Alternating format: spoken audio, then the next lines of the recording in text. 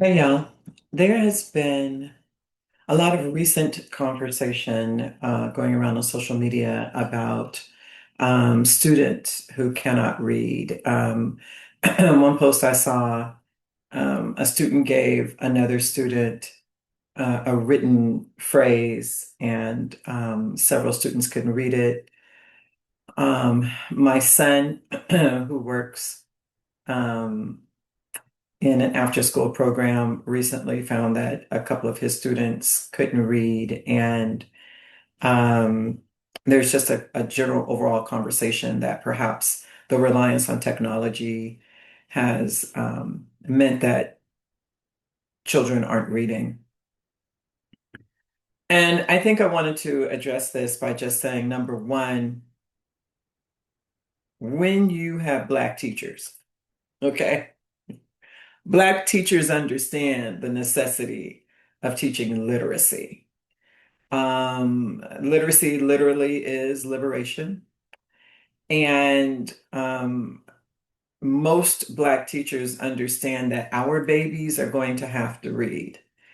It is not okay to allow our children, Black children, our babies, to not be able to read because that is exactly what folks who are in power want. They want an illiterate populace that they can rule over. And we've seen this before, right? This is not new.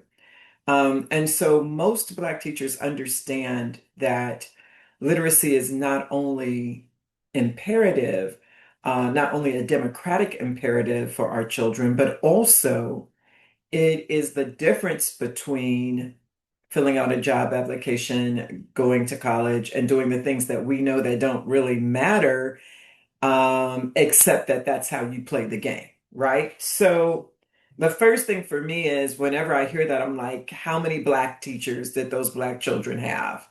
That's the first thing. The second thing is we have a lack of Black teachers.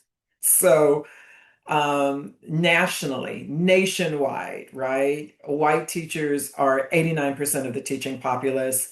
Black teachers are less than 10%, and Black male teachers are less than 1% nationwide. So automatically we're behind the game. What I appreciate are the community programs. I mean, I'm from Oakland, so I do remember the Black Panthers. I was young. But I do remember programs. I appreciate my good friend, I have good friends who are doing work in the community. I appreciate those who have said, listen, I'm going to not allow babies around me to not be able to read.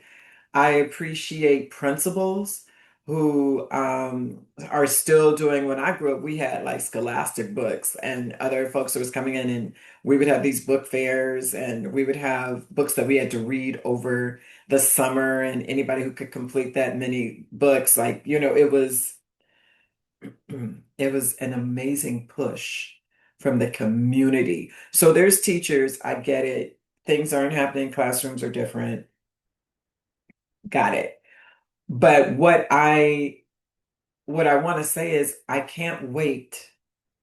I cannot wait for teachers to teach my child, right? And I didn't, right? So I made sure all my children read. My mother made sure all my children read. She required them to read to her, especially when she would like keep them after school before I would come home from work, or before we like all of the like this was happening in the home. What am I saying? I'm saying that right now we are at a point where our country is moving in an extremely, extremely backwards direction. We're at a point where a few very rich and very entitled and very privileged people believe that they should rule over. And what we have learned is those of us who continue in our community to allow our babies to read, literacy is liberation. And people fought. so that we could read, and they fought so that we could vote. We must be diligent. So, number one, if you're a parent and your child isn't reading, I strongly urge you to find programs. If you're in Oakland, reach out to Dr. Sabrina Moore, who has an after-school program focused on literacy. There are other groups that are focused on literacy. Reach out to your school districts, reach out to your charters, reach out to your libraries while we still have them. Reach out to the communities, reach out to tutors, start limiting your screen time and getting your children some books. And read, have them read to you, help them read. 15 minutes a day will make a huge difference as you build your child's literacy. Also, feel free to check out, I did a keynote in October last year about literacy.